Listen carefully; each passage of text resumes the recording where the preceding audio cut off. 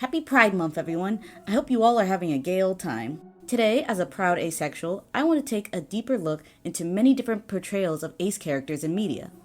Plot twist, I will not be alone. I am joined by the lovely Apollo from Fiona Apollo's YouTube channel. She has an amazing art commentary YouTube channel, and I highly recommend her content. After this video, check out her part of the collab.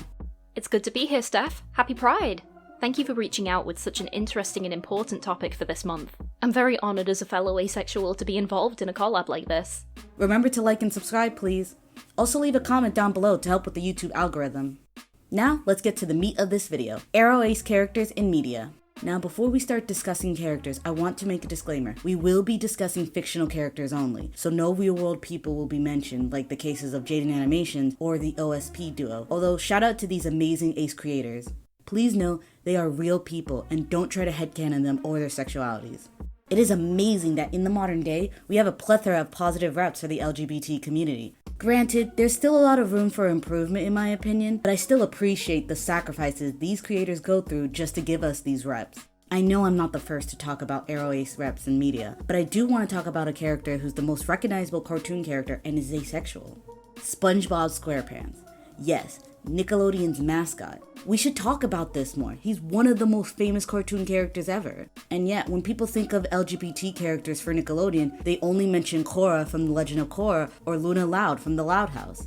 For confirmation, all the way back in the early 2000s, a bunch of conservative Christian groups were concerned our yellow sea sponge was gay. But show creator Steven Hillenberg clarified his orientation. Quote, I always think of the characters as being somewhat asexual. This quote was from a People and Wall Street Journal article from 2005. You heard it here, folks. SpongeBob is asexual. And if you still don't believe it, back during Pride 2020, Nickelodeon tweeted a post celebrating their LGBT characters. I don't understand why many people don't mention this more, but I'm just happy one of my favorite childhood characters is ace just like me. Another popular asexual character is Peridot from Steven Universe. Peridot's lack of interest in fusions is a perfect way to express her asexuality. Peridot also had an episode where she asked Garnet about fusion, and the two even attempt to form a fusion together. No, fusions in this show is an allegory for how people fit together in a relationship, but Peridot is uncomfortable with it. And also, it does not mean it's always sexual. It could also mean platonic or romantic love. Peridot is uncomfortable with it, yet she understands it and accepts Garnet's fusion as a loving relationship between Ruby and Sapphire. Garnet respectfully backs off, and this is a great example of an Aro ace both learning about their sexuality and figuring out their boundaries while having them be respected. Now, let's talk about Todd Chavez, literally the best written asexual character to come out in years. If you don't know who Todd is, allow me to break it down for you. Todd Chavez is one of the main characters from Netflix's BoJack Horseman. During the early seasons, Todd figures out his sexuality, and holy crap. This show not only defines what it means to be ace, but provides many great examples of it. Todd is in denial at first, but slowly learns to accept it with the support from his friend, which is really important given how little many people know about asexuality still. The show reinforces that you don't have to be an expert, just open-minded and supportive. Todd meets other asexuals, and by the end of the series, he dated 2 asexual girls. I love Todd so much, and he's one of the great examples of aces in media. Now let's discuss a character who's also ace, but his sexuality was erased from primetime TV. Yep, I'm talking about Jughead Jones from the Archie comics. Jughead is Archie's best friend who loves burgers and gets no bitches. What an icon. However, if you know television, sex sells, and unfortunately they erased that aspect of Jughead's character from the TV adaptation Riverdale. I haven't watched Riverdale in years, but man, I hated what they did to Jughead. Listen, aces can be in loving relationships, but Riverdale not only sets up Jughead with Betty, I'm pretty sure those two got intimate at some point. Fans were not happy. Even the actor who plays him, Cole Sprouse, was not amused either.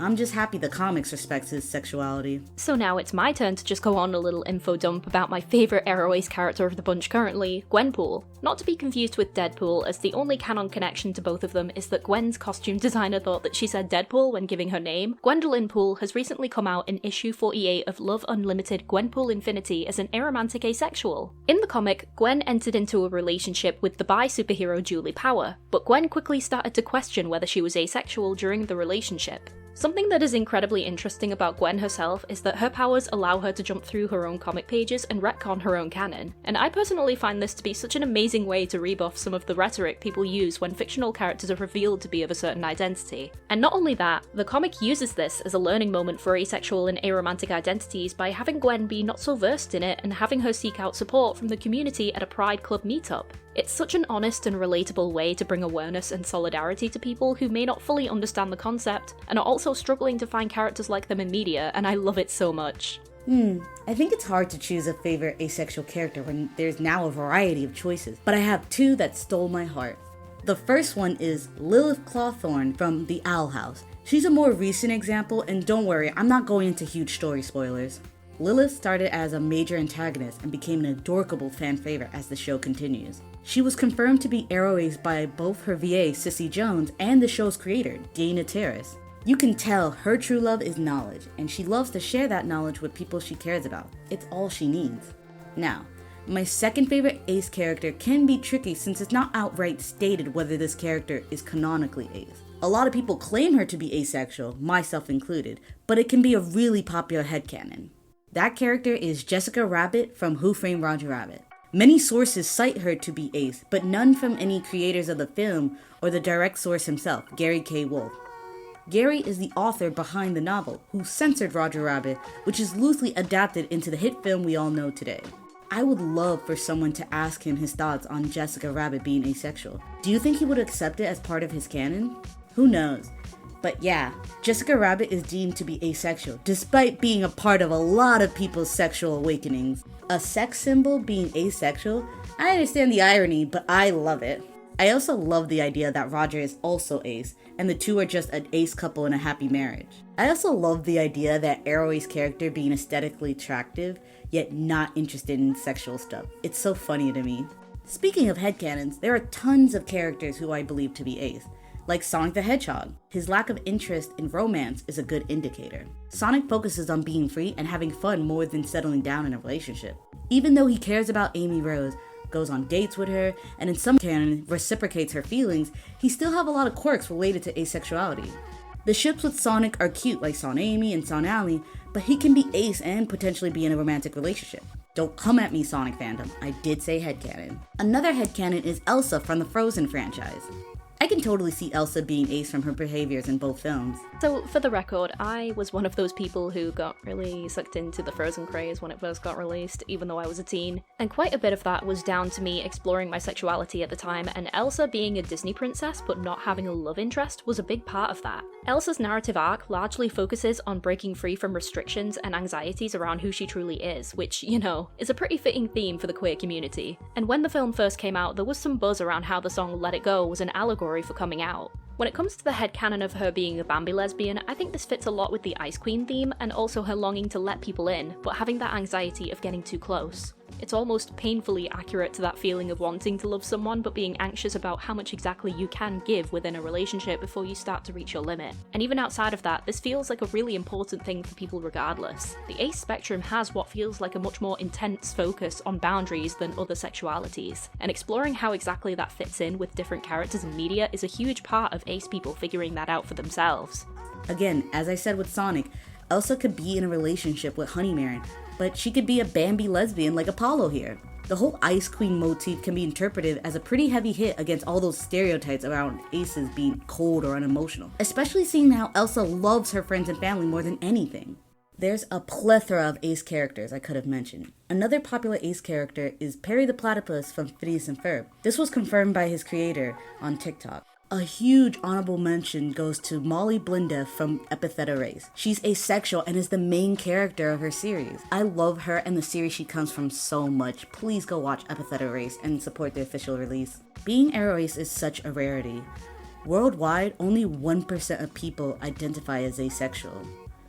Probably even less to be aro-ace. Thankfully, we have been getting more and more aro-ace reps in media. It's so nice to be reminded that we exist and we feel seen. A lot of these examples are canonical, but don't let that stop you from claiming a few characters to be ace as a personal headcanon. As long as you respect others and remember these headcanons are meant for fun. Not only is it nice to be represented, but seeing aces thrive in media just warms my heart. With every ace character, I get reminded that I am valid with my sexuality and I am not broken. The feeling is just so satisfying and wholesome. Before I end the video, I'd like to thank Apollo again for collabing with me on this video. Anytime, Steph. This was really fun, and I am so glad I finally got to talk about this with someone. I've mentioned being gay a few times, but being ace is also an important aspect of my identity, and that's the case for many other aces too.